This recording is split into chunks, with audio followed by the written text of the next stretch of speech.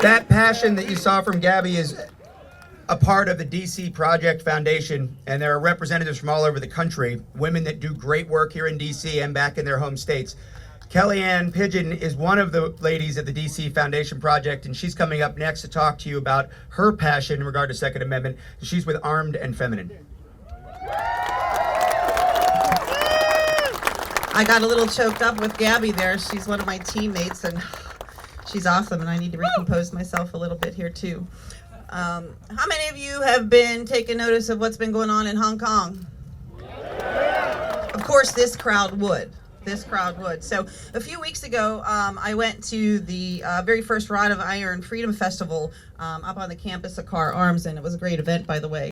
And while I was there, I met a ton of people from around the globe. There were folks from Germany and the UK and Korea, China, Japan, and every time I talked to any one of them, they all echoed the exact same theme. And they basically said, "You are so lucky to have a Second Amendment in America. Lucky, right? We're at the mercy of our government when it comes to arms." So think about that. We are so lucky to have a Second Amendment. Well, I don't call it luck. I call it proper planning by our forefathers. They never wanted the American people to live through what they did under a tyrannical government. So, how many, I know this is little because I was on standby, didn't make a big one. How many of you remember seeing a picture like this? This fella from Hong Kong who was holding up during a rally, "We need a Second Amendment in Hong Kong," right? Well, and I don't know how these guys are connected over at Carr, but they got that guy to come to the Freedom Festival. So, you know, he was up there and telling us about how they were fighting, and I'm like, these people don't have arms of any kind. They're fighting for their freedom against the government and against the military with umbrellas.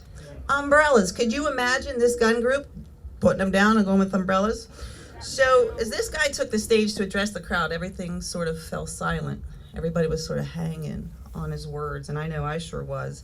And so what I want to do is give you some quotes from his speech and give a little interpretation of what we in America might hear may be facing. And he chooses his words very carefully. And so his first quote was, "We want democracy and we want freedom." Yeah, amen, absolutely. This is something that they've never had and they want. And could you imagine, like, we take that for granted here. We take that for granted. We're like, it's my freedom, it's my right, I can do that. And it's something that we need to be clinging to, folks, because it may be coming closer to an end than we think.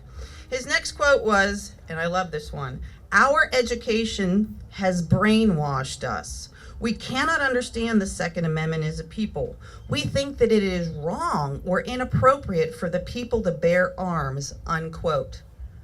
Brainwashed. He knows this. He recognizes this. This is what their government does from the time they are small children, right?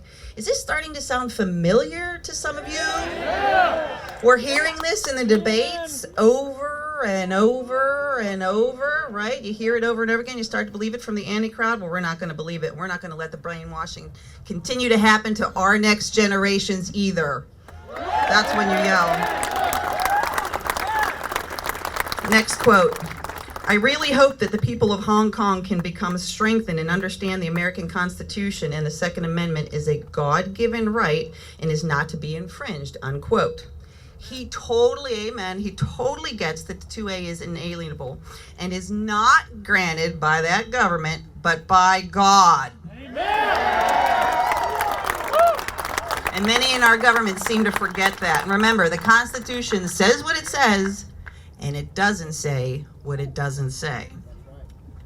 Next quote. "We are also saying that when tyranny becomes a reality, it is our duty to rebel against it, but we don't have the means." This dude's going to be a 3%er, and he is reaching out to thousands of his countrymen because it is a duty of country to rebel.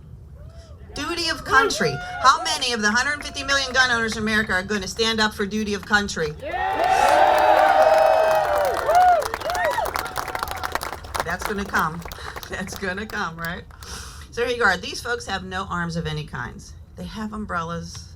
and they're fighting with their hearts and soul. Meanwhile, I'm listening to this little guy, and all I want to do is feed him and hug him and give him guns. But I know he can't take them back with him, right? Next quote. It's really important for America to treasure this God-given right and not to give it away. Very important here.